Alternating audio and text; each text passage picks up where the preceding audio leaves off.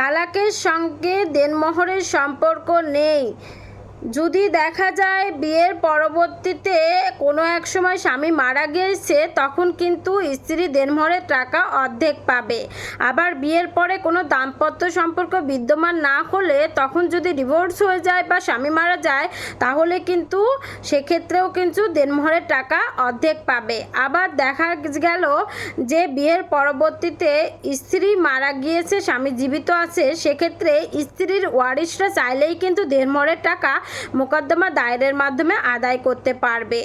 আবার স্ত্রীকে ডিভোর্স দিয়েছেন, তারপরে দেনমোহরের টাকা তখন আপনি চাইলে সালিসি পরিশোধে দিতে পারেন আপোষের মাধ্যমে, অথবা স্ত্রী যদি মামলা দায়ের করে তখন দিতে পারেন। এক কথায় হচ্ছে আপনাকে অবশ্যই দেনমোহরের টাকা দিতেই হবে। আপনি ডিভোর্স দেন আর আপনার স্ত্রী ডিভোর্স দিক না কেন, দেনমোহরের টাকা দিতেই হবে।